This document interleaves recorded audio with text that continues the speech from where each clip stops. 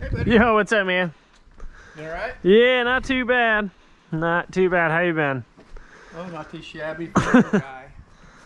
My back's a little Good to sore. see you, buddy. Yeah, you too, man. All right, guys, so water pump replacement, 2013 Chevy Malibu. So not too hard. First things first, got to drain that radiator.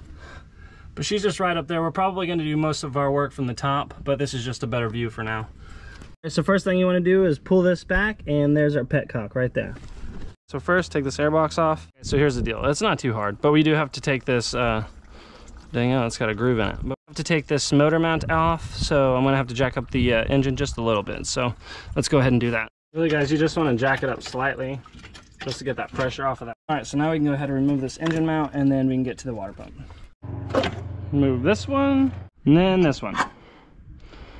All right, so here's our water pump right here. So we're connected to this upper hose, and then but before you take this belt off, you for sure want to break these loose, and then it'll just be easier.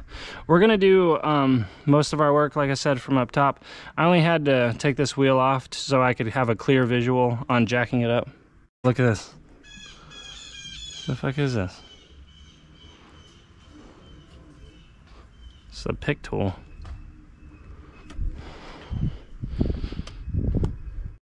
All right, so we're gonna have to get rid of this stuff that's just in our way in order to get this off. So, but this is how easy these are. Literally just with a pick tool. And this one's, I'm pretty sure it's designed just for these, but don't lose them.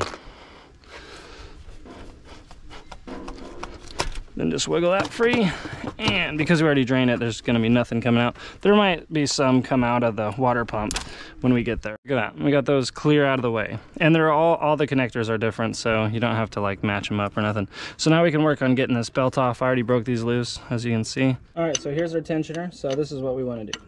We wanna get on it, and guys, here's the deal. This is a E14 socket, so it's a special socket. So anyway, we're gonna get onto this, and we're gonna basically act like we're tightening it, okay? And so you see there, that's gonna relieve that tension. All right, so we're gonna go ahead and pop this belt off, get it free. All right, move it.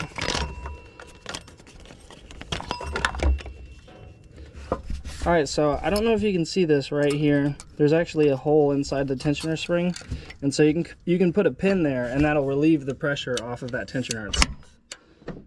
Just like that. And look, what an easy belt to put back on. It's like in its own orientation, just literally. All right, guys, so here she is. So we just got to disconnect this hose, and then take these bolts out, and then pop her on out. These are all E bolts, so I wouldn't even try to work on one of these unless you have a set of E sockets. And what I mean by E sockets, I mean this. First of all, it'll say E on it, but secondly, it'll look like this. All right, so we're snagged here a little bit by the gasket and this bottom bolt. All right, so here's what she looks like. So we just got to clean this all off. Obviously it had an aftermarket water pump because that's gasket maker on it, so which we're not gonna do. We're not gonna put gasket maker on a Felpro gasket, but let's get it. Well, guys, it's time to go fishing, because you see this little hole? I dropped one of the water pump bolts and it fell directly into that hole. Literally, I watched it happen. Hopefully I could, oh, I think I got it. I think that was an easy catch. Oh, there's a couple. I only seen one fall, two fell. Glad I seen that, or I'd have been looking for this thing, huh? Welcome to my little workbench here. So this thing's got some kick to it. And luckily, it comes with new gaskets and everything, so pop this out. Yo! Hey! What's up? Right? Yeah, just transferring everything over now. If you want to take a look at it, she's open, man. There ain't nothing there now.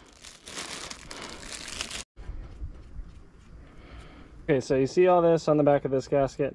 Granted, this is a metal gasket. It's not a paper gasket, but still, you don't need freaking gasket maker on it.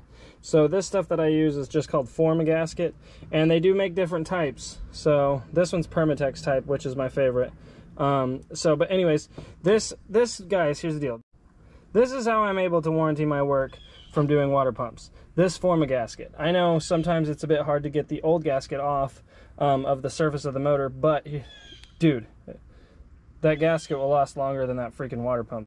All right, so same way we took it out, we're just gonna put it right back in, just like this. All right, then you gotta go through and just torque them. So it's only 8 foot-pounds. That easy. So installation is gonna be the same as removal. So just reverse everything you just did. That it could be used as anything, so. Okay. It'll lose a little bit when you're running it, because I need to have that cap off, and I'll let it bubble out a little, just to kind of burp it better. All right, buddy, you got the keys on you. I'm gonna have you start it, and then turn on the heater full blast for me. Let me know once you start feeling the heat too. All right, check our hoses, all our fittings. All right, so looking good. All right, so now we're just gonna take it through its little process and wait till that heater turns on to know that we're fully cycled through with our coolant. Then I'll top it off, cap it, and call it a day. Well, all right, guys, I'm gonna head out of here. It's a pleasure doing business with you again. Absolutely, man. Holler at me if you need anything, buddy.